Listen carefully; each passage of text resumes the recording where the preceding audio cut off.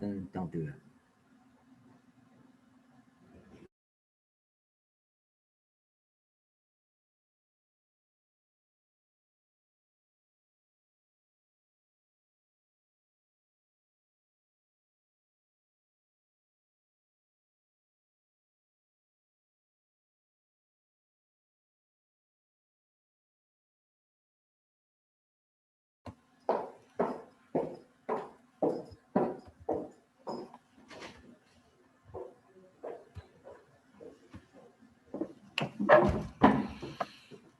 I'll be back in a minute. They shouldn't be jumping on just yet, in case they do. Okay.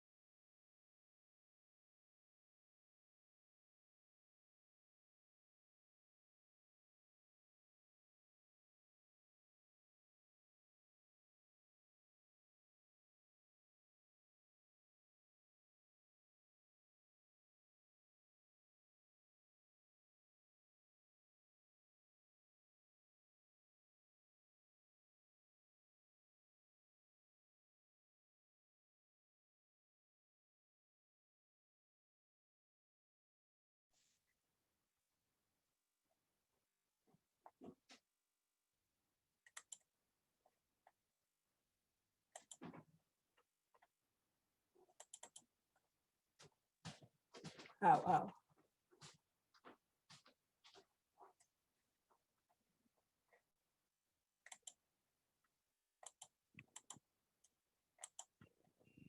Okay. Why am I on twice?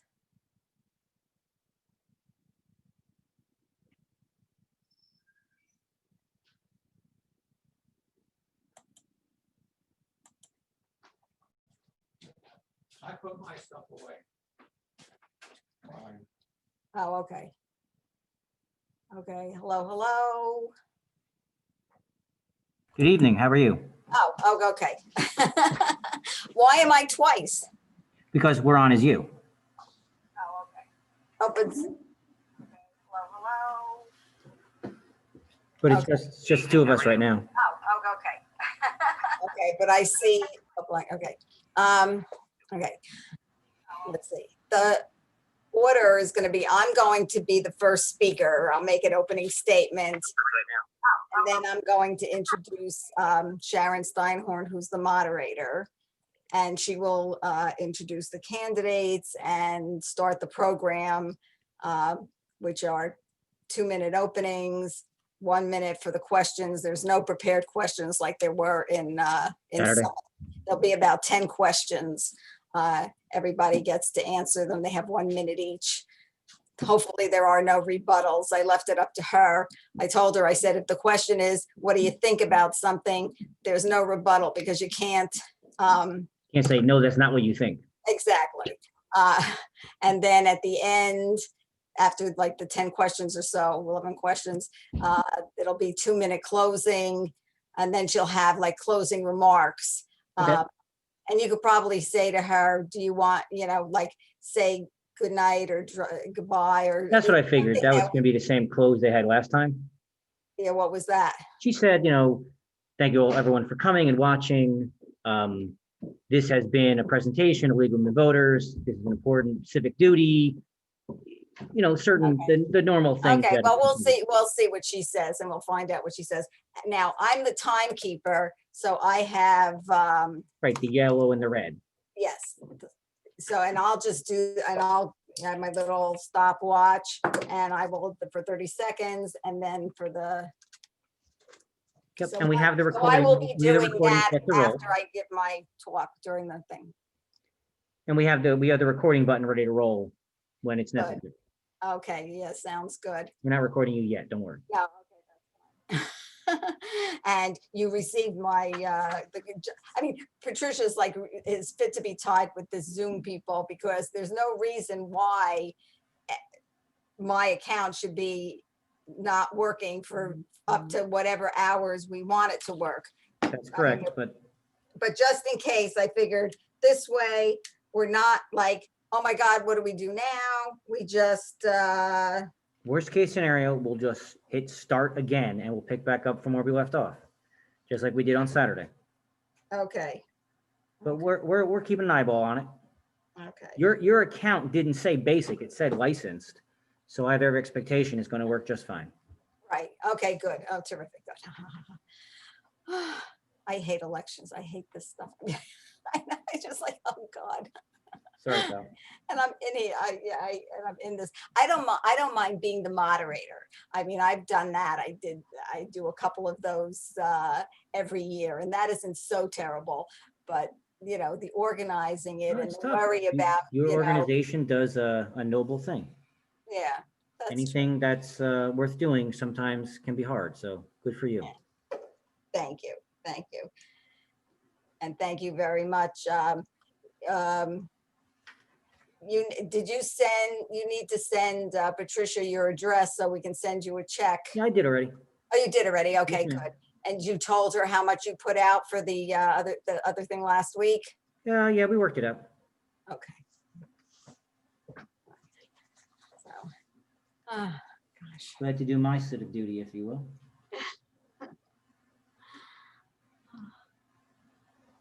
So what time does your program actually start, Mrs. Sincaglia? 7:30. 7:30. Okay, good.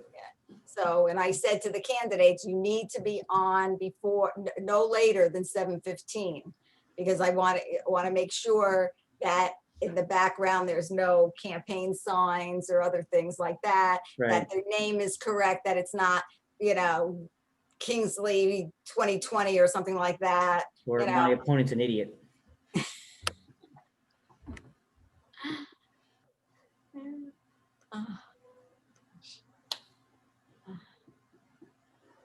Now, do you go into to the schools, or you do everything from home as well? We're in every day. Oh, that's right, because there's a hybrid now everywhere. That's correct. We're in all day, every day. Not that, I thought Wednesdays wasn't. I thought Wednesday was the cleaning day. No, ma'am. Oh, okay. Just that one time. Oh, okay. But yeah, we're in every day and we do remote work. We can, with some software, we can connect remotely to students' machines at their homes. Right. if they give us permission to do so. It's not like I can randomly jump on a kid's computer. Right. Right. So we've done plenty of that. It's difficult, but our staff members have really kind of risen to the challenge, if you will. I tell you something, I've heard great things about, they said Berkeley Heights, with last year, with everybody all of a sudden having to go to remote. I mean, the compliments were amazing. I mean, That really shows worked what our out staff very- is like. That shows what our school districts' teachers are like. yeah. I mean, and you would think, because Chatham, the person I was talking to was from Chatham, and she was so upset and annoyed. I don't really want to speak about any other school district but my own, if you don't mind. That's fine. But I'm just saying that compared, I'm thinking, they're a pretty good school district, and yet. Yes, by all accounts. Well, I have to say, my son went through the district and very, very pleased with the education he received. Terrific. How's John doing? He's doing okay. Still doing his daily constitutional walks? Yes, we'll be starting. Okay, it's recording. Good evening. My name is Marlene Sincaglia. I am the program chair for the League of Women Voters of Berkeley Heights, New Providence, and Summit. The League is honored to sponsor this candidates forum this evening. The League of Women Voters is a nonpartisan political nonprofit that works to empower voters and defend democracy. Founded 100 years ago, we make democracy work by protecting voter rights and encouraging robust participation. Elections and voting are core concerns for the League of Women Voters.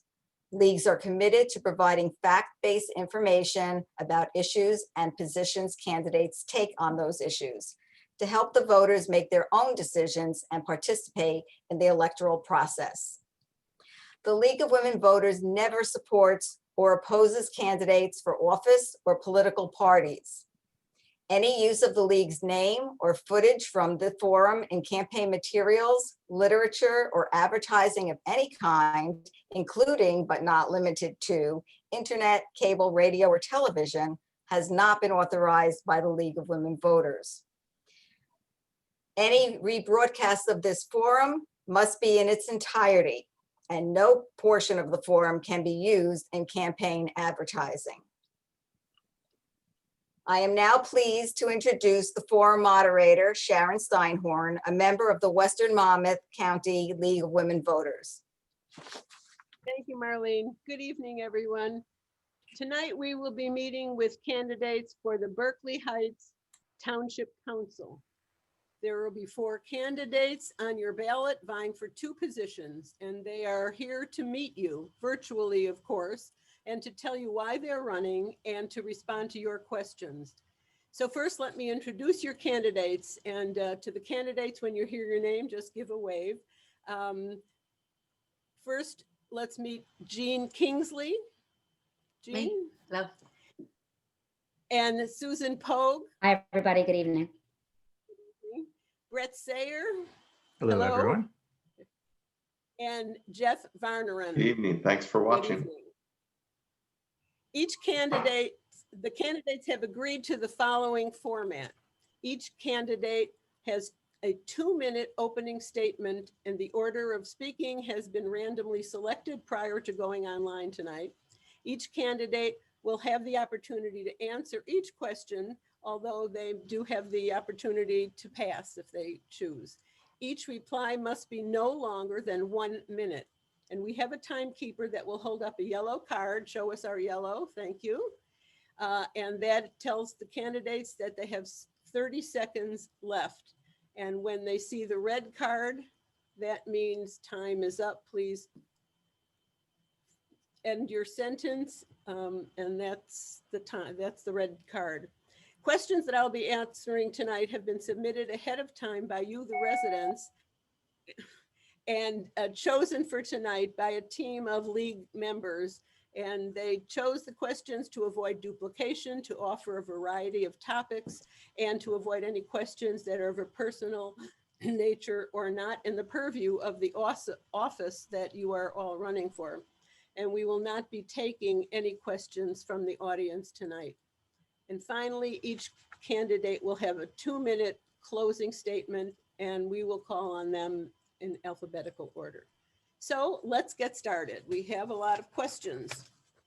The first question actually goes just to the incumbents, and let me ask Jean first to answer this. Excuse me, don't we do the openings first? Opening Sorry. statements? I keep doing that. I've done that before. I'm so anxious to get to the questions. Thank you. Okay. The first opening statement will be from Brett Sayer. My name is Brett Sayer, and I am exceedingly grateful for the opportunity to run for town council in Berkeley Heights. I became involved in local government because I want to be a part of our future for not only our current residents, from our youngest to our oldest neighbors, but also for our new generation of young families and our next generation of children who may one day raise their own families here. I've lived here for over a decade. My wife, Carolyn, and I have 2 young children, both at Hughes Elementary School. We are here for the long run, and giving back to this community has been and continues to be a big part of our lives through coaching youth sports, serving as a town first responder, and volunteering in our schools. But this election is not about who loves this town the most or who can be its biggest cheerleader. I believe all of us here have those qualities. This election is about who is most qualified to lead the town through one of its most challenging periods. It is also not about political affiliation. At the end of the day, there is truly no Democratic or Republican way to pave a street, enhance a recreational facility, or create a new program for seniors. I bring over 20 years of financial experience to the table, from managing budgets to dealing with complex regulatory issues, which will be crucial as we work hard to maintain fiscal responsibility. I am also a small business owner and bring that important perspective as we create an environment that ensures our local businesses both survive and thrive in the aftermath of the pandemic. Susan and I have put forward an economic plan called Thrive as part of our extensive platform on our website, which we invite you to read about. We have the right ideas and the right priorities to move Berkeley Heights forward. Thank you. And the second opening statement will come from Ms. Kingsley, Jean Kingsley. Okay, good evening, and thank you to the League of Women Voters and all of you for being a part of this evening's program. My husband Ed and I have been residents of Berkeley Heights for almost 25 years. We have 4 children and have found this town a wonderful place to raise our family and make lifelong friendships. I first ran for elected office 9 years ago. I wanted to get involved in new ways by sharing some more of my skill set with the community. I'm a CPA and a finance professional with over 28 years of experience in the financial services industry, with responsibilities that include developing and overseeing multi-million-dollar budgets, implementing large financial reporting systems, and leading teams that took a multi-billion-dollar company public. Together, we have worked hard to implement a long-term vision for our town, maintaining its affordability, addressing an aging infrastructure and facilities, creating policies and programs that position us for the future. But most importantly, we are a thriving community that embraces diversity of people and thought, a place where all voices are welcome and people treat each other with dignity and respect. It has always been my goal to work with the people of our community. This means all of us. Positive change always starts with the people and not the political affiliation. People who together talk, listen, create, strategize, develop budgets, and find alternative ways to pay for things. And together, we're getting the job done. We've accomplished so much. We've built new parks, sidewalks, streetscapes. We've enhanced playing fields, introduced new community traditions like the Winter Walk and Restaurant Week. We've welcomed new businesses, and we've supported those who've been steadfast in our town. We've collaborated with the Board of Ed to share services and improve facilities. And we've worked with our nonprofits to encourage volunteerism and keep community strongholds like our Y and community pool. And we have done these things together without regard for politics. Our new municipal complex will have a home for our senior citizens, our police department, recreation programs, and a new state-of-the-art library for all citizens of all ages. And together, we are making substantial progress, and I'd like to continue this momentum. I look forward to hearing your questions and discussing ideas for our future tonight. Thank you. Thank you. And our third opening statement will come from Jeff, Mr. Varneren, please. Good evening, and thank you to the League of Women Voters for hosting this candidate debate, and to all of you watching virtually from our homes. My name is Jeff Varneren, and my wife Debbie and I chose Berkeley Heights 14 years ago to raise our family. We love this town, and it has given us so much. Now I want to give back as a town council member and help move our town forward. As a son of a World War II vet, I was raised with public service in my blood. I've always been motivated to give back to my community, and my wife Debbie and I have lived in this spirit as Berkeley Heights volunteers for over a decade. As an involved father and sports fan, you may also know me as Coach Jeff. I've been a coach of my son Ryan's soccer team for many years, and I've also may have coached your child in lacrosse, basketball, and baseball. My volunteer service began in high school as a first responder cadet in the Watch and Rescue Squad. I've always been drawn to emergency services, and our first responder community should know that they can count on me as an ally who understands their needs. As a scientist and project manager at one of the largest healthcare companies in the world, solving complex problems is my day job. I'm data-driven, solutions-focused, and have a key eye for details. My team is currently working on a variety of solutions to combat COVID-19. There are several issues facing us collectively, whether it's long-term viability of our downtown, or enabling a diverse and inclusive environment where all residents are heard, to ensuring outside interests do not have unfair influence or keep our tax dollars at the local level to stop mismanagement that plagues our township projects. As we safely grow out of COVID-19, Berkeley Heights deserves highly skilled and time-tested leaders to preserve our community for generations to come. It is time for leaders to roll up their sleeves, pivot, own accountability, and take real action. I'm happy to be here tonight to answer your questions about your choice. It's an important one. Thank you. Thank you. And finally, Ms. Pogue, Susan Pogue, please. Thank you so much. The challenge of leadership is to be strong, but not rude, be kind, but not weak, be bold, but not a bully, be proud, but not arrogant, have humor, but without folly. The words of business philosopher Jim Rohn spoke to me as I journeyed through my first term on council. Leaders don't always begin as leaders. Many start simply by wanting to make a difference, and that's where I started. I've grown into a leadership role in the council, fueled by still wanting to make a difference. After 3 years, I truly understand how much local government impacts people in their day-to-day lives, and I've worked to make a meaningful difference for residents. Change in local law. I analyzed outdated ordinances for the sewer department and worked with the director to develop an updated system for inspections, saving the township money. I sponsored the no-knock ordinance, which makes a difference for residents who do not want to be bothered by outside solicitors. Change in vision. I'm a big proponent of shared services. Shared services in a state of 565 municipalities is the only way the township can save money. I have supported all shared service agreements.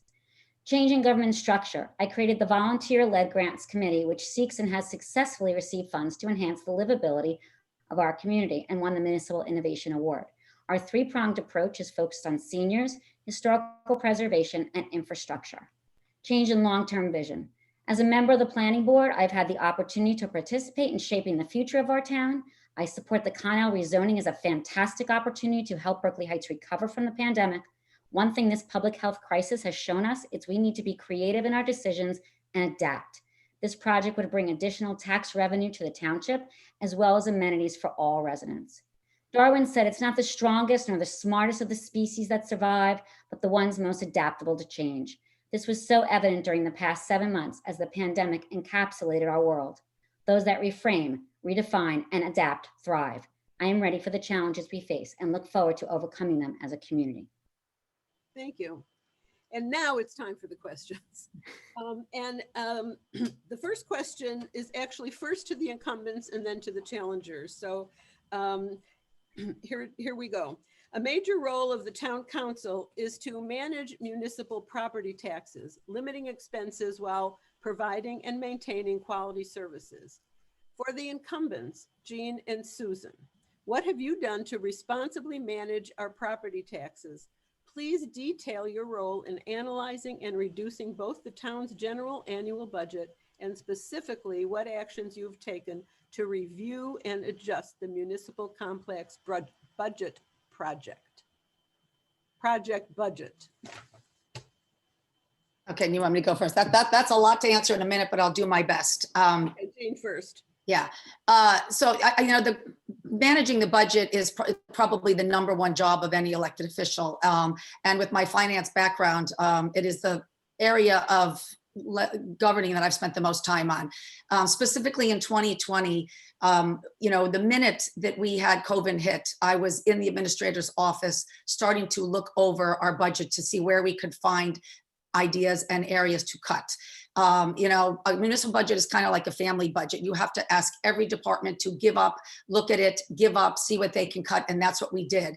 We delayed the hiring of certain individuals. We went through every spend and asked departments to hold off and see what they could do, and reanalyzed our capital plan so that we could get it down to a zero impact this year, because we knew it was going to be a challenging season for everybody. Thank you. Ms. Pogue. So I will piggyback on Jean for a second. She knows how I love to piggyback. And yes, it was economics 101, basically. There are needs and wants, and we had to go with the needs this year, and everything got cut that we just couldn't afford, and we were able to provide a zero increase to residents. And in my opinion, the other part of revenue that we have to look at, well, grants is one that brings money in, and smarter development. We have to work smarter, not harder. Looking at the ordinances was another way to bring in revenue, as some of our ordinances are very outdated and they need to be analyzed more. And one thing I'm a little proud of is I'm starting this disc golf course here in Berkeley Heights, which will be bring revenue into our town. So all these things combined help to alleviate the burden of off the taxpayers' back. And I'm proud of the work that we did this year on council. Thank you. And the second half of the responses to Brett and Jeff, please explain how you were actively engaged in this year's annual budget process and discussions around the ongoing municipal complex budget, as well as any ideas or suggestions you have offered. And let's start with Brett. Mr. Sayer. Sure. So like everyone else in town, we were all paying close attention to seeing, how we would be able to handle our budgetary needs, making sure we're able to live within the means that we can for our town in a difficult economic time. While that was happening, I run a small business of my own. I run a baseball analytics company, and it's there's a direct kind of corollary there. It's really hard to run to come up with a budget and make sure that your business is able to survive when there is no baseball, which there wasn't for 4 months this year. And so it's really, it's a lot of the same concepts. It's dealing with the people you have, making sure you are finding costs that can be defrayed, making sure you're finding costs that need to be spent, really knowing where every dollar is going and working to find a solution that will keep you going for the long term. Thank you. Mr. Varneren, same question. Great, thank you. As the youngest of 8 of parents who grew up during the Depression, one thing that I know is what it takes to make trade-offs between what you can and can't have. That's the core of any budget. But as it relates specifically here to the municipal complex, I've been heavily involved in diving into every single document associated with status reports.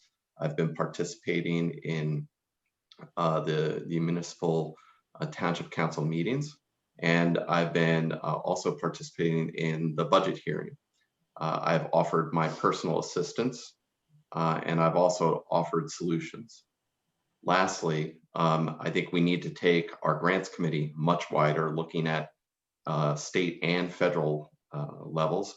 That means we need to bring in lots more volunteers and go wide all at once. And lastly, an area that I'm expert in is productivity of the workforce. That will be something that I would dive into immediately so that we can drive in efficiency. Thank you. Question 2, do you feel candidates and/or elected officials should take contributions from an entity doing business with Berkeley Heights? If not, would you amend the municipal pay-to-play ordinance? And let's start with Ms. Pogue. So I know that this has been a hot topic, and there is a committee on council. It's a bipartisan committee with Mrs. Kingsley and Councilwoman Kingsley and Councilman Yellen. And I know that I saw a draft ordinance. I know there's some discussions to be had. That conference session has not happened yet. So I'm going to refrain from answering anything about it until I see the fully developed ordinance and what it really looks like. Mr. Sayer? I will, I'm not on the council, so I'm not privy to those discussions. I think in general, I think campaign finance is an important issue that we need to tackle on the national level. We've been, Susan and I, the campaign that we've run, we have made sure to follow all the laws and statutes that we need to make sure everything is properly documented. We have talked with the Malinowski campaign, our congressman. We are aligned with his stance in terms of any of that as well. I think there are a lot of solutions from the national level to the local level that we can enact to in order to make campaign finance work for everyone. It's not a system that I think anyone is currently, I don't think it's a system that anyone's currently pleased with, but with work and with discussion and a bipartisan committee, I think we can work to make it workable for everybody. Thank you. Mr. Varneren, same question. Yeah, I think that our campaign has been pretty transparent about conflict of interest. And, something just in my personal day job, I had to sign non-conflict of interest documentations with my employer as it relates to any future activities that could occur between my employer and the town. And more importantly, as it comes to campaign finance, I think transparency is paramount. We recognize that influence can happen in a lot of different ways. Money is one. Support coming from key stakeholder groups is another way in which interest can come, and that can come in the form of vendor payments. And I think it's important that the public understand exactly who is funding your campaign so they understand who is influencing you. Jean and I have run a very transparent campaign where all contributions have been made public. Thank you. Thank you. And Ms. Kingsley? Okay, as a CPA and somebody that worked in a public accounting firm, conflict is something that I am well versed in because my husband is a partner in an accounting firm as well, and we have had our hands tied in terms of what we can invest in, just due to what's conflict, true conflict versus appearance of conflict. So when it comes to pay-to-play laws, they are near and dear to my heart, and it is something I've been working to try to reform for the last 2.5 years in town. I have never taken money from I've never even asked for money from any contractor that does business with us in Berkeley Heights. This is my 4th campaign. When we started campaigning, 9 years ago, local campaigns didn't need more than $4,000 to $5,000 to run. The last couple of years, campaign spending in this town has gone up significantly. And I think the residents are tired of it. And I think it would behoove both parties to agree to cut the financing back and go back to a grassroots campaign. Thank you. Okay, next question. The township has conducted a drainage study on the west side of Berkeley Heights as a prelude to a water pipe infrastructure repair plan. Would you support the implementation of this plan? And is this the only plan that makes sense, or are there alternatives? And let's start with Mr. Sayer. Sure. So whenever there's a large, important issue to the town like this, there's never only one solution. So there are certainly going to be options and ways that we can tackle this, but I am extremely supportive of this project. I think it's extremely vital for the future of our town to make sure that our infrastructure is properly maintained. We have had so many more storms lately than we are used to seeing. We know why. We don't need to get into that, but it's something that's not going to stop. And if we don't stop kicking the can down the road on infrastructure like this, we're not going to do the best by our residents. We're going to start having effects on people's property values, and it's going to hurt us overall as a town. Thank you. Ms. Pogue, you have a... Yes, so I am in support of the West Side Drainage Study results, and the infrastructure all over town is difficult. It's difficult to look at. It's difficult to drive on. I was actually up in the area where the study was done last week, and a river was flowing over my feet. I had to wade through an area in front of someone's driveway. And I know there are problems all over town, but you have to start somewhere. And when the can has been kicked for so many years, it's going to be a problem. And it does impact how people view the properties here in our town. So yes, I am a big supporter of starting with this area from the results of that study. Thank you. Ms. Kingsley?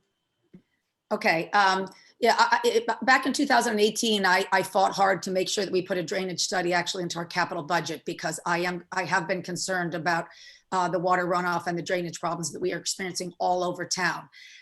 So I support what we're doing. I think we are not done. I think we have to take a holistic approach, and we need to look at the drainage issues throughout the town. And given that the study has a price tag of, $10 to $20 million, I strongly recommend that we get a second opinion in and make sure that that is the only way to fix this, and or, the best alternative to fix it, because it is a significant amount of money, but we definitely need to tackle this problem. And I have a feeling it's much larger than just the west side. And Mr. Varner? Yeah, thanks. For all of us town residents who own multiple shop backs, we know that during heavy rains, my property, like those properties may be assessed during the West Side Drainage Study, become like the Colorado River during a spring thaw. I had to personally invest over $10,000 in water diversion measures to prevent flooding in my basement on a fairly regular basis. And I'm nowhere near the West Side Drainage Study area. I know firsthand the water drainage issues. I also know the problem is much bigger than this one area. We must understand the scope as we take a major investment of $15 million. We need options, and before we get too far here, we must understand the expanse so that we're looking out for all of the taxpayers and not just a few. Thank you. Okay. Next question, we'll start with Ms. Kingsley. Many residents have called for having a dog park built in our town. Would you support building one? And if so, where? Okay, the good news is there's a dog park that's already being planned for in the development at Connell Corporation, which when it comes to Connell, I think they are an important part of our tax base. And it's something that we really need to pay attention to, but we need to be measured to our approach of how we develop that property, because we need to make sure that what happens at Connell complements our downtown and doesn't compete with it. And Connell has in their plans a dog park, a microbrewery, bowling, outdoor playground, turf field. All of these things are going to enhance our town and help to make Berkeley Heights a destination while not taking away from our downtown. So it's important that we get that zoned correctly and make sure that we meet the needs of all the taxpayers and not just my own needs or that of any single taxpayer. Thank you. Ms. Pogue, dog park question. I would love a dog park. I have a dog. I love dogs. And I also want to make it a dog-friendly town with little bowls of water outside of all the shops as we become more of a walking community. And so, yes, Connell is planning for a dog park. And I kind of talk about the hubs, the Connell hub and the Springfield Avenue hubs. And I would love to see this connectivity between those hubs, and that they are not competing but complementing each other, as Councilwoman Kingsley said. So I am in support of any amenity that brings residents out talking and walking dogs. Thank you. Mr. Varneren. Yeah, I mean, certainly, walking my 11-year-old Sheltie up there at Connell, hitting the craft beer brewery, grabbing a taco maybe while watching a kid's soccer game. This sounds like a dream for many dads out there, and it's definitely the plan at Connell. But here's the thing. An office park is an important element to our tax base and solidifying the general tax base for all taxpayers. But I have to agree with Jean here. We can't allow a big corporation like Connell to compete with our mom and pop shops in our downtown. It must be complementary. We need to really take a measured approach to development that won't destroy the viability of our downtown. Thank you. Can I rebut? Am I allowed to do that at this point? Sure, why not? 30 seconds for rebuttal. I already forgot what I wanted to rebut. Now, oh my gosh, it's hard being 58 years old. Oh my God, it's I'll go gone. to I'll go to Mr. Sayer and we can come back to you. if you want. It'll come back. Okay? Mr. Sayer. But Oh my all right. God. Well, first of all, my dog Hobbs would probably come in here and bark at me if I said anything other than I'm in complete support of a dog park in Berkeley Heights. I think I just want to mention something. So the Connell rezoning is important for a whole host of reasons, which we need more time to get into than we have in a minute here. But I want to address a kind of myth that gets thrown out a lot, and that is that development in Connell hurts our downtown businesses, which I think is completely untrue. I think we need to do a better job of supporting our businesses that are downtown. And when we do that, our town can support both businesses in Connell and businesses downtown. I think any other narrative is false. I think we need to do a much better job of letting people know about our businesses and making sure that we allow them to thrive, which is part of the reason why we have such a detailed economic plan on our website. Okay, go I back. got it back. Yeah, I got it back. Okay, go for it. So yeah, the office park. The office park, as we know, like during this pandemic, is a dying breed. It's like a dinosaur. And what Connell plans on doing is making something that is going to adapt to the changes that we've seen in our environment. So I really think that they are going in the right direction. And I don't believe that the office park is going to be our future. Okay, thank you. Next question, moving on to shared services. We're going to start with Mr. Varneren. Do you support continuing our shared service agreement with Union County? And if not, where would you make up the difference in cost for hiring a new full-time public works director? Yeah, thank you for the question. And of course, I'm very familiar with shared services from my over 15-year career as a volunteer, where I ran into and saved people here in Berkeley Heights, Warren, North Plainfield, kind of all over the area. I know the benefit and necessity of shared service. It's critical for the local level. I think what's critical though here in our interface with Union County, especially as it goes with the Director of Public Works, is that we have performance standards, and we review those agreements annually and hold our service providers accountable to those service standards. Thank you. Okay. Ms. Pope, shared services? Yes. So I was at an event with the mayor of Montclair at the municipal event, and I met the shared services czars, Jordan Platt and Glatt, Jordan Glatt and someone Platt, but their names wrong. So what they said is we have 565 municipalities in this very small state. And if we don't start sharing services with other towns within the county and outside of our own county, these towns can't thrive. So again, adapt and change. We have to utilize our shared services more. We have to find other ways to share the services out, not just within Union County. And we pay taxes to Union County. So I feel like when we share services, we're getting some of our tax money back. And I think the DPW director is a great example of working smarter, not harder. Mr. Sayer. So the short answer is yes. I mean, obviously we need to, I think this is a great opportunity for us to continue to address fiscal responsibility in town. I think clearly there are, we need to look into all of these shared service opportunities, figure out what makes the most sense to move forward with, then analyze them, make sure they are working for our town. But overall, I mean, we need to be looking at shared service opportunities everywhere with anyone who is willing to do it with us. It is, I always joke around that participating in shared services is like carpooling. You just get in the car with someone and you go, and it's always helping the town. So whether we're partnering with a town like New Providence or Warren or someone nearby, or we're partnering with the county, or even a larger organization partnering with the Board of Ed, there's so much that we can do, and we don't need to do it alone. That is the most important part. Thank you. Mr. Varneren.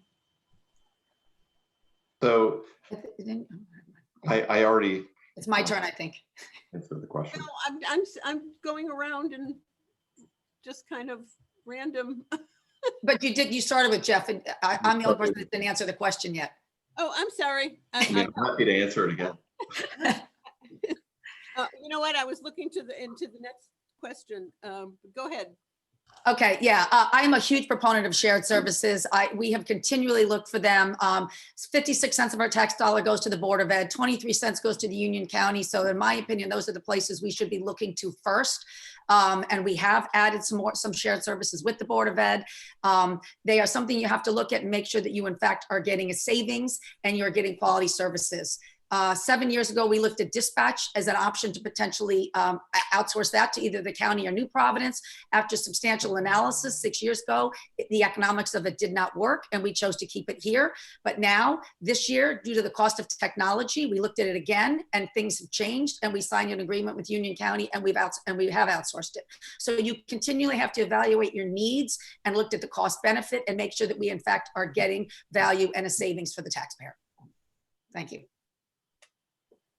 Okay, thank you for keeping me honest with everybody getting a chance. Now to the next question, and I'll start with Ms. Pogue. Do you believe our township's zoning regulations are working correctly? If not, would you support revising them and how?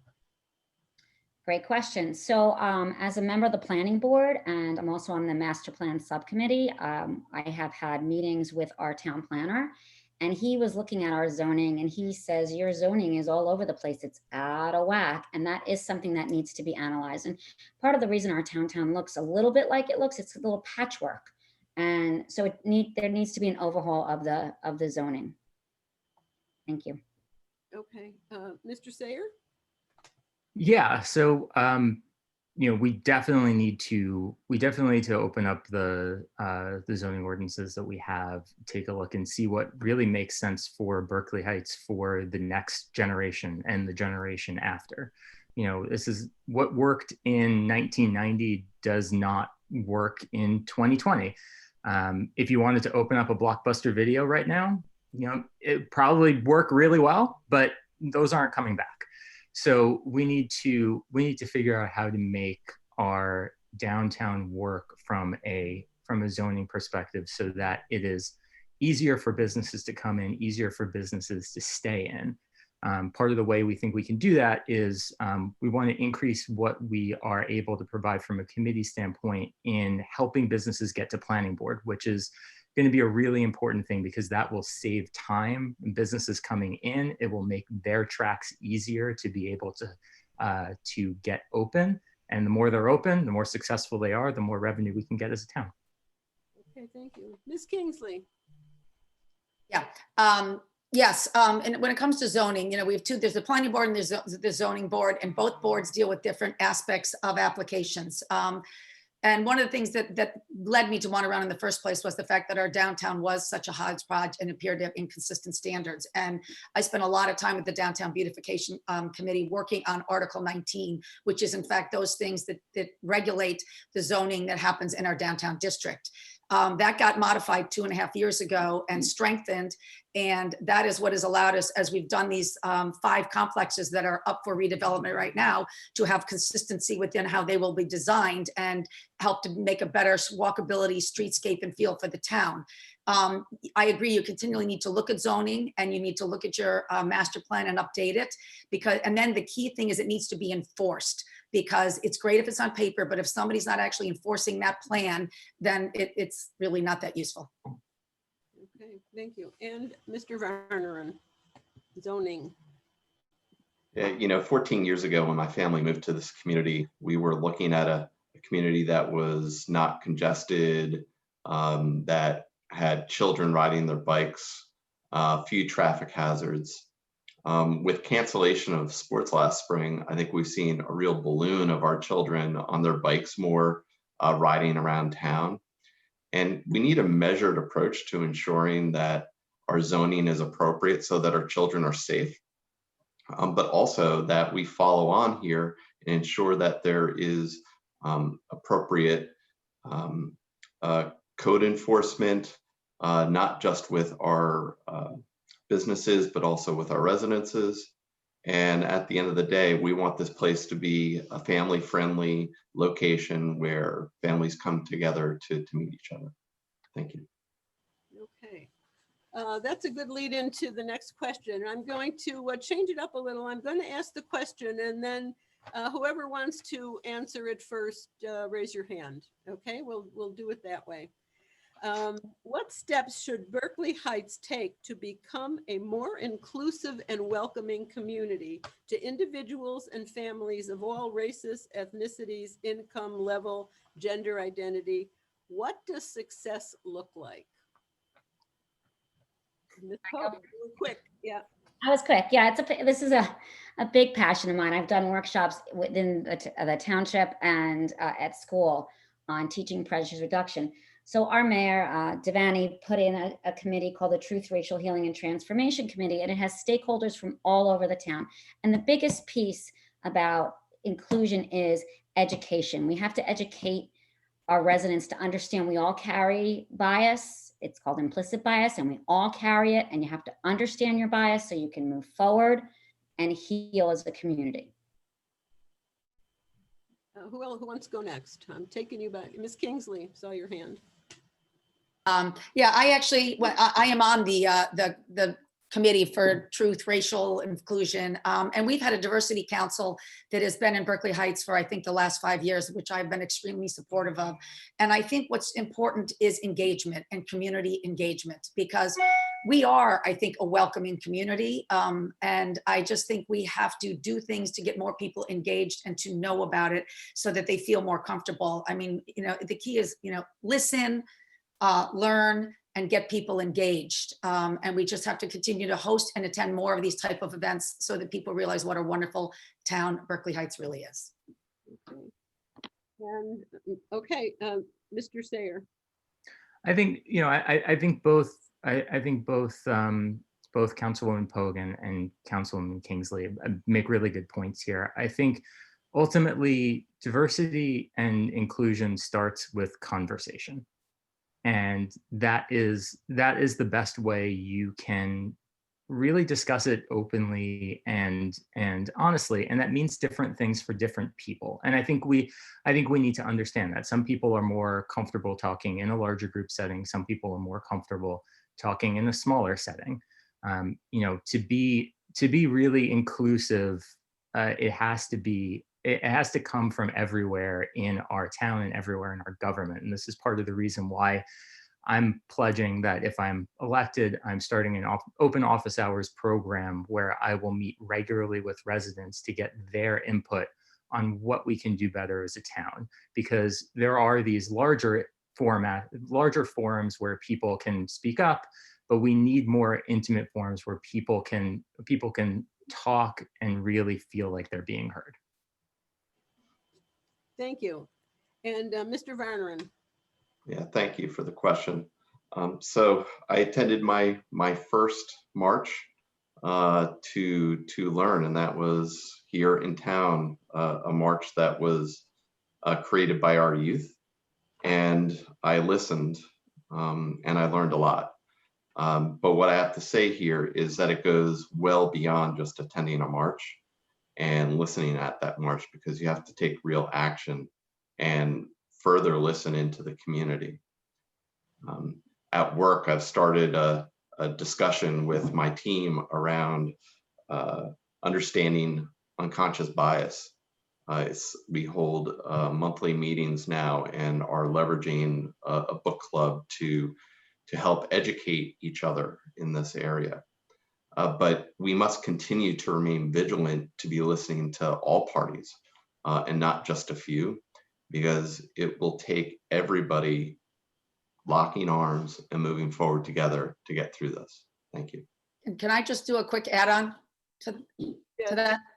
One other comment I'd like to say is we as a community need to do a much better job on social media, because we need to speak out against those people that are not welcoming and are mean. And we have some real bullies in this town, and we let them be bullies on social media, and they are not put in their place. And we really, if we're going to become a true community that listens and learns and respects each other, then we have to have the fortitude and the strength to stop the bullies on social media and just say, we're not going to tolerate it anymore. I'm going to piggyback on Jean real quick, that we want to be upstanders. We want to stand up for those that are victims. And you have 4 choices: upstander, bystander, victim, or bully. And, you know, if you ask people in my class, they'll say, I want to be an upstander. So be an upstander. Okay, moving on. And we'll start with Mr. Sayer on this one. If the recreational marijuana statewide ballot question is approved on November 3rd, or after, when we finally find out what the election actually tells us, do you favor allowing the sale of marijuana in local stores? Yes, I would.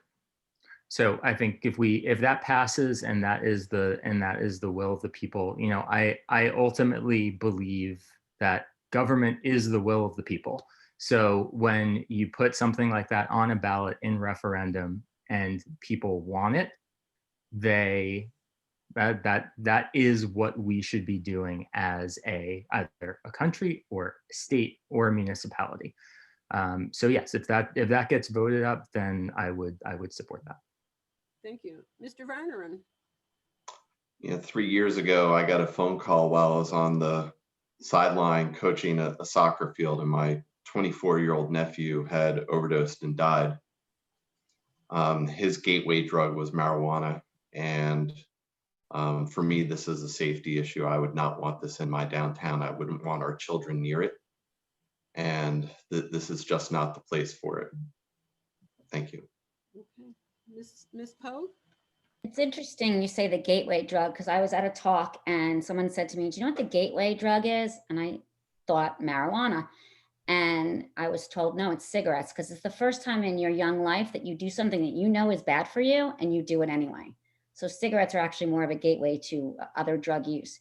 But I will tell you, if New Providence has a dispensary and Long Hill has a dispensary, and our residents can go over there to either town on either side of us and get what they want, and those towns are getting the revenue and we're not, I look at that as a lost opportunity. It's, you know, a mile down the road.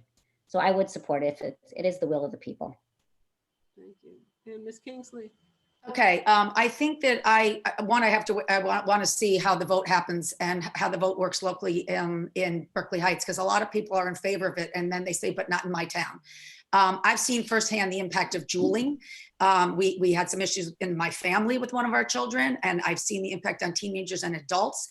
It is costly. It is highly, you know, gets dependency. I've worked with the police to make sure that they are strengthening the enforcement of the sale to minors. So I have huge public safety concerns about marijuana being sold here and being in the hands of our kids. We have a top school system, and I don't want to do anything that can alter that rating. So I think this is something, if it did pass, I might want to see it go on a referendum before we actually, you know, start selling it in our town. Can I just piggyback on that, or not rebut, not piggyback, just comment. So, well, we have liquor stores in town and they're not supposed to sell to minors either. So I think enforcement is key.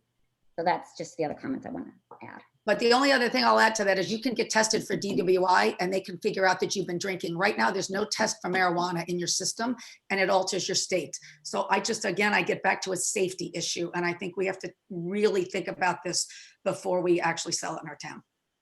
Okay, thank you. And I'm going to start the next question with Ms. Kingsley. Do you support the township planner's recommendations on improving township infrastructure? That's a very vague question, but I have been deeply involved in the Article 19 changes, which really impact the bulk of the developments that are going on in our downtown. Stratton House, Mill Creek, the old movie theater project, Vito's property, and the old Berkeley Florist.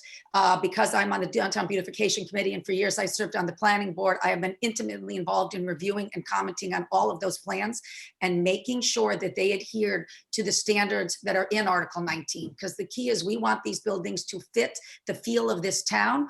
And also we want streetscape enhancements that will make a more walkable, consumer-friendly downtown in Berkeley Heights. Okay, Mr. Sayer? I think it's, I agree that it is a vague question, and we are, I think we have a lot of work to do. I think from a downtown perspective, from a true infrastructure perspective, making sure that we're able to make our roads and sidewalks what they need to be. I think there's a lot of opportunity, and a lot of the opportunity comes from the challenges that we've seen this year. I think a lot more people want to be outside. I think a lot more businesses want the flexibility to be able to operate outside.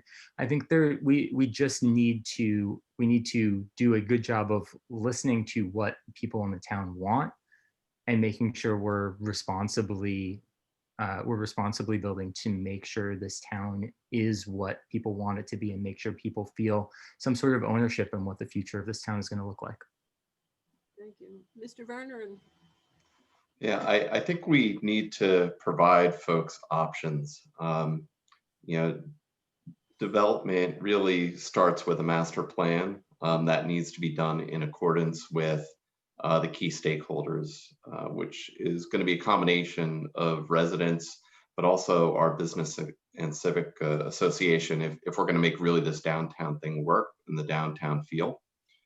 At the end of the day, we have so many families that make choices to leave this area because there are no options for them. And if we do our development in a measured way to meet the needs of our residents and our businesses, I think we'll come out shining nicely on the other end. Thank you. And Ms. Poe? So I heard my running mate mention the roads and the curbs, and I heard some other people mentioning the construction. So I'm going to focus on the sewers for a second, because that is our most valuable infrastructure. If that building goes down, proverbial, you know what I'm talking about.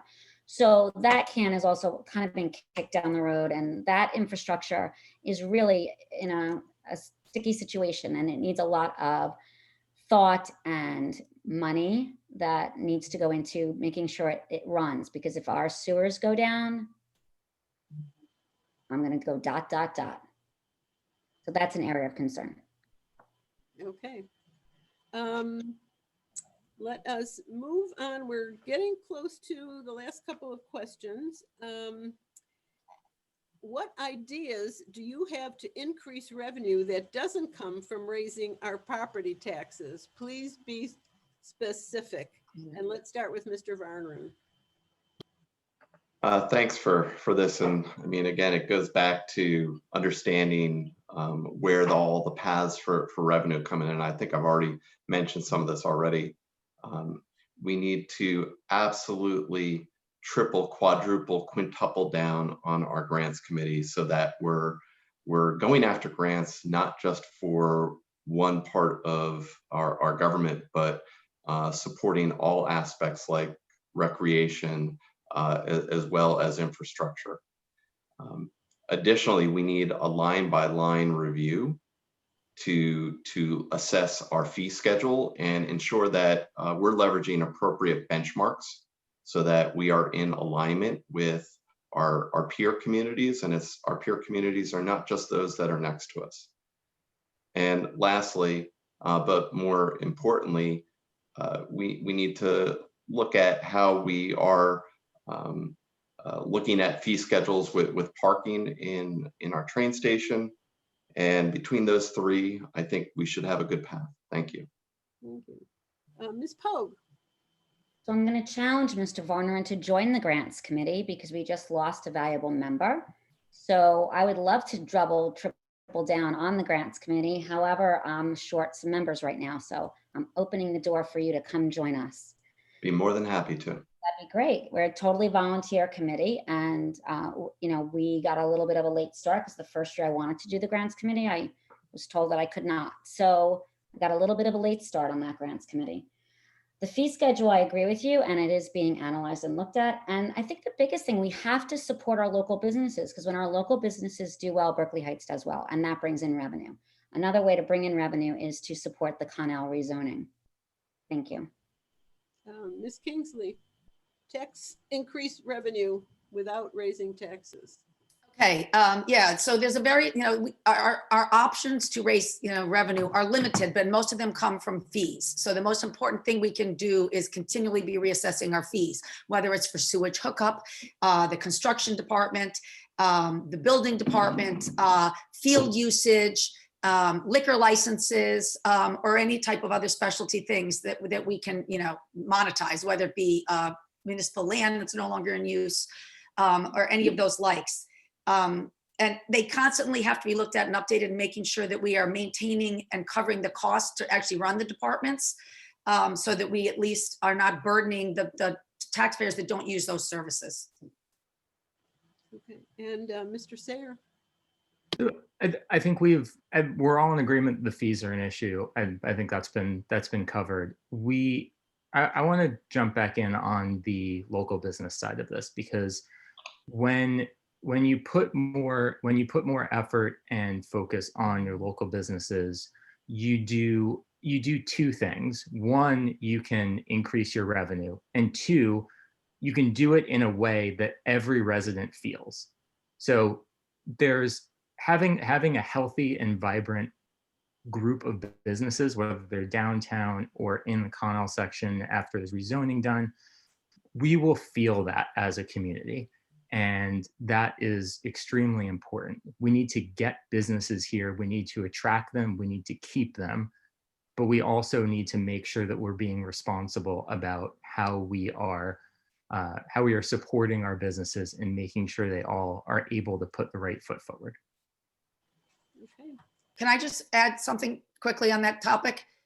Just to correct the record, I 100% agree that a vibrant downtown is critical to the livelihood and success of this town. But we have next to zero vacancies in this town, and the property owners are the ones that are paying the taxes to us. So just because our businesses are profitable does not mean that Berkeley Heights taxpayers will be reduced, because that is not how they pay taxes to us.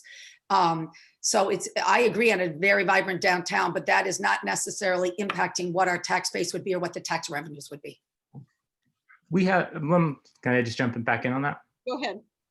So this is one of the things that I found fascinating as we've been going through the campaign, is that we have over 9,000 people come into Berkeley Heights every day to work, and they're not spending their money here. The more they spend their money here, the more money we will have to give back to things in our community. Okay, and we have a final question before your closing statements. We'll start this one with Mr. Sayer, and here it is. Several surrounding towns have formed a Tri-Town 55 Plus, a 501c3 organization. They have received grants and implemented several age-friendly programs which benefit the entire community. What steps should Berkeley Heights take to become a more age-friendly community? So there are a lot of things that we can do in order to make sure that our seniors make sure they feel like they're able to age in place in Berkeley Heights. And this is, it's a tough thing to reckon, because you have two different sides of it. You have the livability of the town, and making sure that they're easily able to get everything they need to from the community. But then there's also the fiscal side of it, and making sure that they're not being priced out of the community from a property tax standpoint. So finding the right balance between the two is really important, but we need to absolutely continue the great work that's been done by Mayor Devaney with the Senior Advisory Board, and continue to try to give our seniors as much opportunity as we can. Some of that is going to come through grants. I'm really excited about what grant opportunities will open up for us once we have the dedicated space open in the municipal complex. But there's just I see the red flag, but there's a lot that we can do. Okay. Ms. Kingsley. Okay. In terms of seniors, one of the things that significantly tied our hands for the last 9 years that I've been sitting on this council is the fact that we don't have dedicated space for our seniors. And because of that, we don't qualify for the bulk of the grants that are out there to run programs. So with the opening of the building at the end of this year, we will finally have dedicated space, and we will be able to bring in programs such as the Union County Education and theater programs and other things to really enhance the quality of life for our seniors. But we have focused on our seniors. We did buy them a new bus a couple of years ago. We've got a senior group that's been playing bingo with them during COVID. We have a 55 and older development that is coming in. So we have been making strides because they're a vital part of our community that we have to make sure we pay attention to and give back to them. Thank you. Ms. I Pope, just realized when you said 55, I'm in that group now. So this is very important to me. So senior recreation for me is also something the grants committee is working on. So outdoor equipment that's specifically for seniors, because I think that they need to stay active in order to age in place. We at the grants committee is working on all the steps needed to be able to apply for the GRATA grant. So New Providence just got it, and that's specifically for senior citizens. And we're putting things into place now that will help us get that GRATA grant. We applied to an ARP grant this year, and unfortunately we did not get it. This was not the great year to apply for grants because so many people did apply. But I think for seniors, time spent, they need to have activities that they can do. You know, I mean, for me, I would want to see card games. And I know now we have the space, I would love to have a recreation director that helps out the seniors, not just the children, kind of like a, Love Boat Julie McCoy for the seniors, where she can organize different activities for them. Thank you. thank you. I might have gone over, I'm sorry. You're all doing very well, very well. I'm very, very proud of you. Mr. Barner. Yeah, thanks. So, my parents had to make the impossible choice many moons ago now to leave New Jersey in their retirement and leave their grandchildren.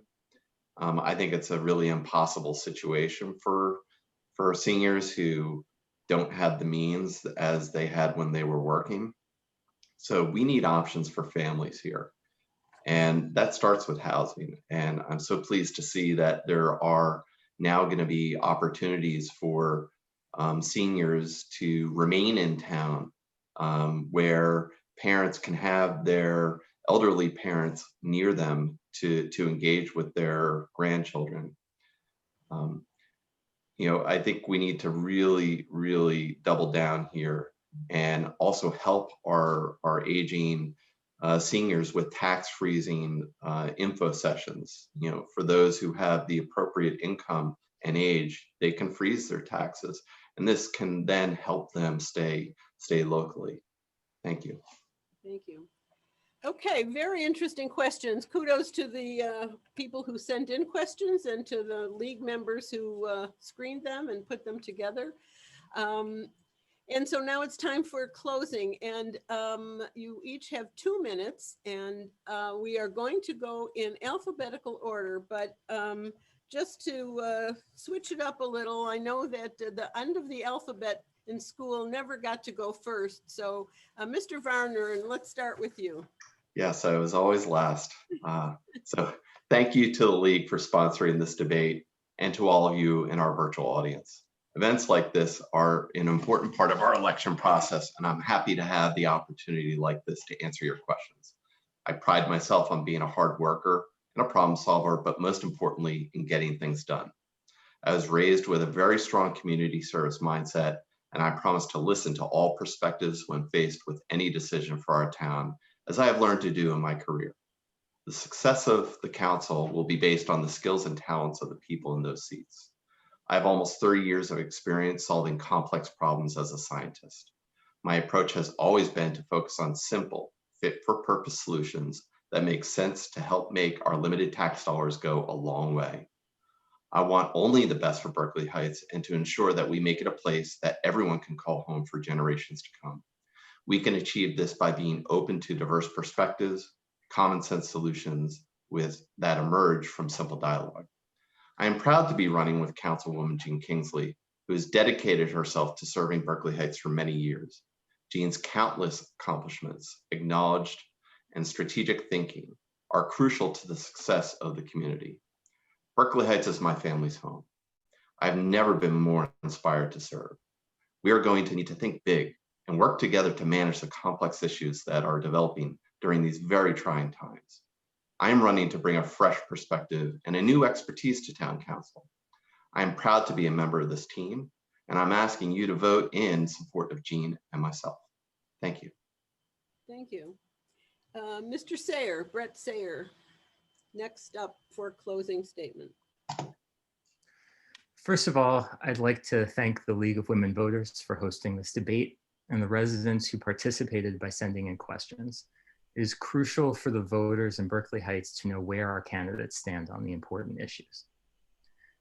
There's a myth that the town council, the mayor, or the administration keep Berkeley Heights running and strong. The truth is that it is all of us together that make this an extraordinary place to call home. The firefighters and EMTs who put themselves in danger responding to emergency dispatches. The teachers who show up for non-school events to support the children they care so much about. The police officers who constantly have an eye on all of our safety. The business owners who consistently support our fundraisers. The moms and dads who spend their free time coaching our children. The volunteers who deliver meals to our seniors and more recently check in on them during this isolating time. The crossing guards, the committee members, the residents who speak up at council meetings, the friends and neighbors who act as our collective support system, especially in this brutally challenging year. We don't do it for personal glory or benefit. We do it because that's just the kind of town we live in. We are resilient.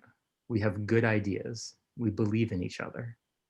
This is why, as a council person, it is critical to regularly hear from residents. I've pledged to create an open office hours program where neighbors can come and speak with me individually about their ideas and concerns, because I can't truly represent Berkeley Heights without your ongoing input. Transparency, inclusion, and communication aren't just words for mailers and Facebook posts. They are necessary ingredients of a successful government. And I hope to have the opportunity not to serve all of you, but to serve alongside all of you. Thank you. Thank you. Ms. Pogue. Yes, thank you to the League for having us tonight, and thank you to the audience for listening. In the area of education, Abraham Maslow is a theorist that teachers use as they develop their own personal statement of philosophy. In any given moment, we have two options: to step forward into growth or to step back into safety. As a lifelong learner, I am never one to step back into safety. I tell my students and their parents, one cannot grow and develop without taking some risk. Just running for office was a risk I took. Once elected, I took my role very seriously. I attended classes on being an elected official in the state of New Jersey, and I took classes specifically for planning board members. Professional development is a key to moving forward in any profession. I take my councilwoman role earnestly and thoughtfully, and with the same passion and innovation I bring to teaching, both the first graders and at the college level. Thanks to my mom, who taught me there's no such thing as a stupid question. I'm not afraid to ask questions. Thanks to my dad, I learned when in a leadership role, you sometimes have to make a difficult decision that people will not like, and I'm not afraid to make the difficult decision if it's the right thing for the greater good. Thanks to my husband and children, I'm not afraid to show my values, morals, and opinions up on the dais. Jack Welch said, "Before you are a leader, success is about growing yourself. When you become a leader, success is about growing others." My work on the council and for the residents of Berkeley Heights has demonstrated my growth and success in the area of fiscal responsibility, honesty, vision, passion, energy, creativity, and transparency. I am proud to be on the ticket and the roads of Berkeley Heights with Brett Sayer. We are a formidable team. I'd be honored to continue as your councilwoman, and I'm actively asking you to vote for the Pogue Sayer ticket on column A. Thank you. Thank you. And Ms. Kinsley. Kingsley. Thank you to the League for sponsoring the debate, and to my fellow participants tonight and those watching at home. Debates and other forums like these are an important part of our democratic process, and I'm happy to have had the opportunity like this to be here, answer your questions and your concerns. Those who know me or have worked with me would describe me as a passionate person. I'm passionate about my family, our community, but most of all, I'm passionate about what is right for all people and not just a few. Effective leadership on the council has a lot to do with making sure that we have the right skills to get the job done. During my 9 years in office, I've been challenged because the issues that this town faces are complex. My deep experience as a finance professional and CPA has served me well. The way I approach every project or decision is with the spirit of teamwork to gather the facts, to require due diligence in the financial planning, sustainability, and how it will be paid for. Ideas without a financial plan cannot come to fruition. To suggest or even hope that they will is just naive. My skill set and work ethic makes sure that the creative process goes hand in hand with the financial process. When you elected me, I told you I was committed to building the future of Berkeley Heights with you. We have worked hard to make smart, strategic investments, and through our collaborative efforts with residents, volunteers, and community stakeholders, we've delivered significant improvements. Just take a look around town. You'll see improvements to parks, playgrounds, playing fields, infrastructure, and services, and they're only going to get better in the next 2 to 3 years. And we've done this without significantly hurting the taxpayer. This election is important. It's crucial to elect council members with the right skills and experience to continue to move our forward momentum. Our homes are one of the largest investments we will make in our lifetimes, and it's crucial to protect those property values. Preserving the quality of life we have in Berkeley Heights is essential because it affects every member of our community. Berkeley Heights is truly a special place to live, and I'm deeply committed to continuing to serve all residents with the passion and excellence and experience they deserve. So I'm asking for your support for Jeff and I for town council so we can continue to build the future of Berkeley Heights. Thank you. And now it's my turn for closing statement. Actually, in closing, I'd like to thank certainly you, the candidates, for wanting to serve your community, and you, the audience out there, for caring enough to tune in and send in questions. And certainly to the League of Women Voters team for putting this forum together. And thank you to our excellent timer who kept you all in tow. The forum has been recorded and it will be posted on www.lwvbhnps.org, which is League of Women Voters, Berkeley Heights, New Providence, and Summit.org. And if you still need information on these candidates, you can go online to our award-winning league website called vote411.com. You should find information about all of these candidates and other candidates on your ballot. And congratulations to all 4 of these candidates tonight, for I'm told that each of them has responded to our 411 questions on supporting downtown businesses during the COVID pandemic, to supporting senior citizens and discussing their top priority for Berkeley Heights. And when you go to Vote 411, you will also find information about the 3 public questions that are on our ballots. And I have to give a plug. The State League of Women Voters offers pros and cons on each of these, but when you come to public question number 3, please consider voting no. The League and many other organizations believe that the proposed constitutional amendment is a permanent solution for a temporary problem. So when you get to 3, read it all. There's more information if you want on it on lwvnj.org. But we're asking for you to vote no on public question 3. And lastly, if you've noticed my husband sneaking in, he's telling you and me that the Yankees are ahead 2-1. When filling out your ballots, please read the directions carefully. If you mess up in any way, call your Board of Elections to request a duplicate ballot. It will not be counted. Your ballot won't be counted if it is ripped or erased, or if you tear the perforated flap with your signature.